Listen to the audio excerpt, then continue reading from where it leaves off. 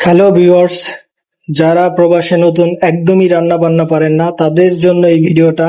ডিমের রেসিপি, চটজলদি বানিয়ে নিন ডিমের recipe. Hello everyone, welcome back to my YouTube channel. তো আজকে আমি আপনাদের দেখাবো ডিমের রেসিপি। এখানে ডিম অলরেডি ভাজি করে রাখা আছে। এখানে মশলাগুলো কষিয়ে নিতেছি। তো মশলা কষানোর জন্য আমি কি কি উপকরণ ব্যবহার করেছি সেটাই আমি আপনাদের বলবো। পেঁয়াজ কুচি, রসুন কুচি, টমেটো, সাথে আছে আলু। আলুগুলো আমি ভাজিনি এখনো।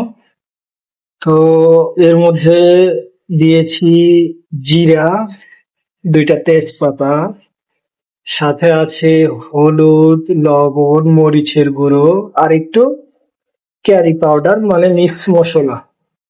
এগুলো হচ্ছে এখন একটু ভালো করে কষিয়ে নিব হালকা একটু জল দিয়ে।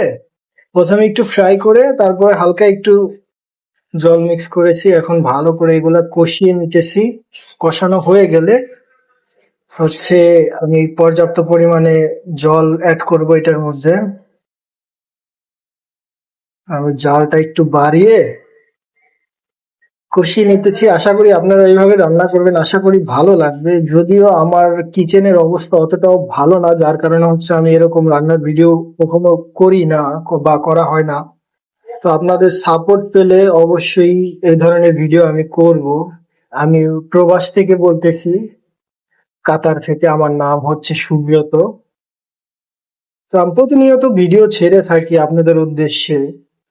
আসলে সবারই একটা ড্রিম থাকে, একটা স্বপ্ন থাকে। তো আমারও স্বপ্ন সোশ্যাল মিডিয়া নিয়ে কিছু করা। হয়তো সময় হয়ে ওঠে না প্রবাসীদের ওরকম ভাবে, তাই কিছু করতেও পারতেছি না। যাই হোক, চেষ্টা চালিয়ে যেতেছি। সৃষ্টিকর্তা যদি সহায় থাকেন অবশ্যই ভালো কিছু হবে সেই আশায়। তো যাই হোক, মশলাটা কষানো হয়ে গেছে পর্যাপ্ত পরিমাণ। দেখেন এটার মধ্যে থেকে অয়েল ছেড়ে দিছে। যখন দেখবেন যে এটার মধ্যে থেকে অয়েল ছেড়ে দিছে তখন বুঝবেন যে মশলা কষানো হয়ে গেছে। এখন এখানে পর্যাপ্ত পরিমাণ পানি অ্যাড করে দিলেই হবে। ওয়েট, আমি পানিটা নিয়ে আসতেছি। তো এখন আমি দিয়ে দেবো পর্যাপ্ত পরিমাণে গরম পানি। অলরেডি আমি এটা দিয়ে গরম করে রাখছি পানিটাকে। তো পর্যাপ্ত পরিমাণে গরম পানি দিয়ে দেবো আমি। আপনারা চাইলে ঠান্ডা পানিও অ্যাড করতে পারেন, সমস্যা নেই। গরম পানি দিলে আর কি তরকারিটা একটু তাড়াতাড়ি হবে আপনার। তো আমার হচ্ছে একটু জলদি বলতে পারেন, কারণ অলমোস্ট এখন 12টা বাজে। তো আমি ঘুম থেকে উঠে স্নান করে তো হচ্ছে রান্না চাপাইছি। তো আমার একটু তাড়াতাড়ি হলেই ভালো হয়, খাওয়া দাওয়া করবো আবার। তো দেখতে থাকুন আমার ব্লগ। আমি শেষে আপনাদের দেখাবো পুরো রেজাল্টটা। ওকে। তো এখন গরম পানি দিয়ে দিছি। এখন অলমোস্ট 15 মিনিট জ্বালাইতে হবে সুন্দর আছে। তারপরে হচ্ছে তরকারিটা হয়ে আসবে। তো এখন আমি এর মধ্যে আলু অ্যাড করে দেব। আলুটা সময় লাগে সিদ্ধ হতে। এই যে হচ্ছে আলু।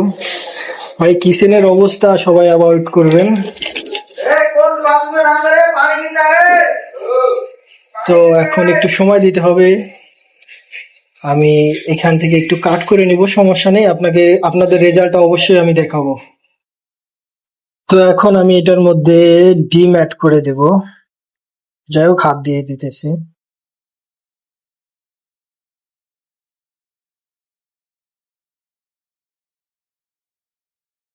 অলমোস্ট আলু যখন 80% হয়ে যাবে তখন ডিমটা অ্যাড করে দিবেন। 5 মিনিট মতো লাগবে আর। দেখতে থাকুন, ফাইনাল লুক অবশ্যই ভালো আসবে। কালারটা দেখছেন খুবই সুন্দর। তো এখন 5 মিনিটের মতো জাল হবে, তারপরে হয়ে যাবে তরকারিটা। তো ভিউয়ার্স, অলমোস্ট আমার ডিম হয়ে এসেছে। কালারটা দেখুন, গ্রেভিটা দেখুন, একদম ওয়াও। তো এখন শুধু খাওয়ার অপেক্ষা। বাকিটা আপনাদের জানাবো খাওয়ার পরে কেমন হয়েছে। অবশ্যই দেখতে থাকুন ভিডিওটা।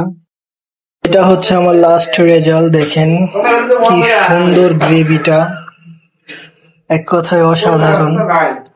সবাই এইভাবে রান্নাটা ফলো করবেন, অবশ্যই ভালো হবে আশা করি।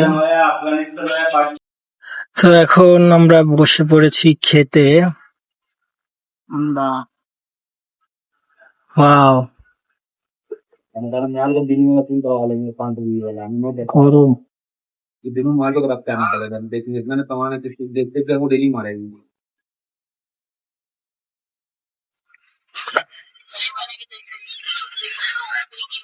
देखो